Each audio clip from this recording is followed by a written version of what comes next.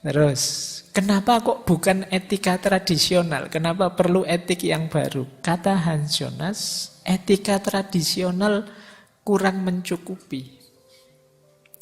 Etika tradisional itu gayanya tiga, kata Hans Jonas. Kalau tidak berdasarkan niat baik, ya berdasarkan perbuatan baik, atau berdasarkan kebahagiaan untuk manusia, sebagian besar manusia. Etik itu kan ada virtu etik, ada deontologis etik, ada utilitarian etik. Virtu etik, etika kebijaksanaan, ya motif baik jadi kunci kan. Orang baik itu yang orang niatnya baik, saya ingin melakukan kebaikan. Dan saya manusia biasa, tidak menguasai hasilnya. Jadi ya sebisa saya saja.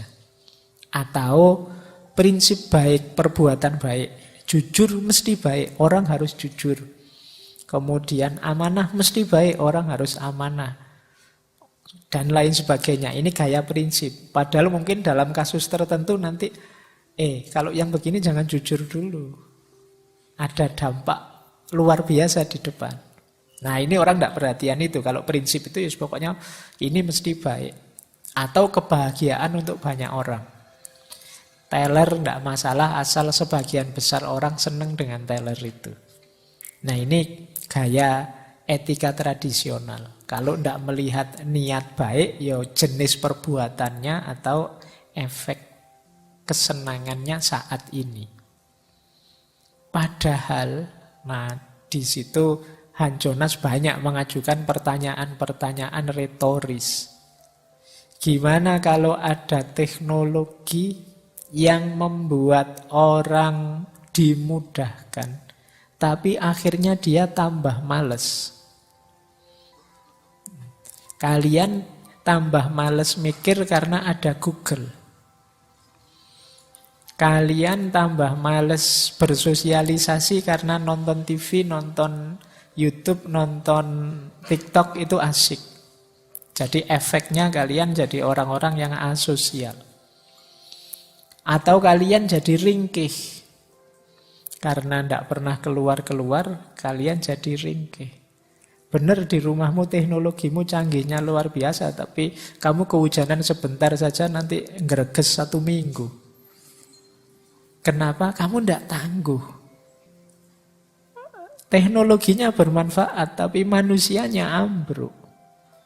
Kalau zaman saya kecil dulu, ya hujan itu ya saatnya hujan-hujan. Nyari orang tua tidur apa enggak, kalau orang tua lagi tidur terus diam-diam keluar seneng-seneng dengan air hujan.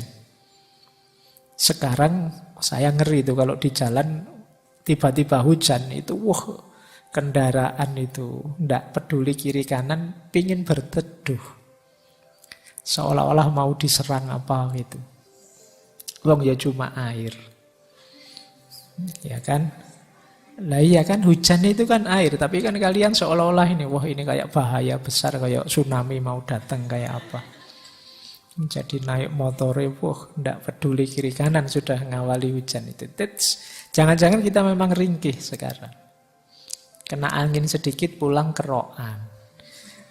Kena apa sedikit kita ringkih. Kenapa? Kita selama ini hidupnya tidak tangguh.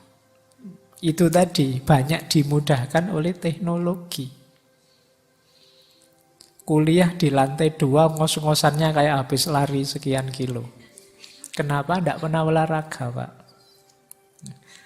Kalau sedang semangat pengen olahraga, alat-alatnya dibeli semua. Ini headset untuk olahraga, Pak. Ini kaos untuk olahraga, Pak. Ini peralatannya lengkap. Yang belum olahraganya. Jadi mungkin ada yang begitu ya. Nah, kenapa? Ya itu tadi. Ayo dipikir. Gimana dengan teknologi yang memudahkan, tapi manusianya tambah ringkih. Atau obat. Sekarang banyak obat-obat luar biasa, obat tertentu.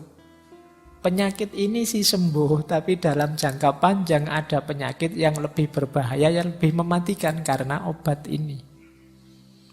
Nah, Itu kan teknologi juga. Atau misalnya kayak etik hak tadi. Loh, ini kan tanah-tanahku. Mau tak pakai bangun apa saja terserah aku. Akhirnya dia bangun pabrik. Tapi terus pabriknya merusak ekosistem dalam jangka panjang. Ini terus gimana menyikapinya? Gimana kita seneng-seneng hari ini tapi generasi masa depan pontang-panting.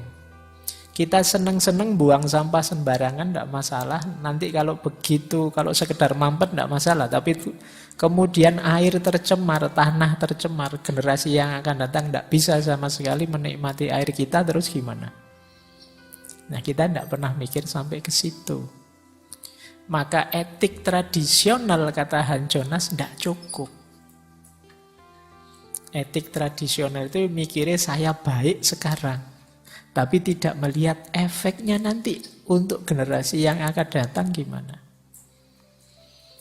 Nah, makanya dia mengusulkan etik yang jenisnya masa depan, yang dikenal nanti sebagai etika masa depan.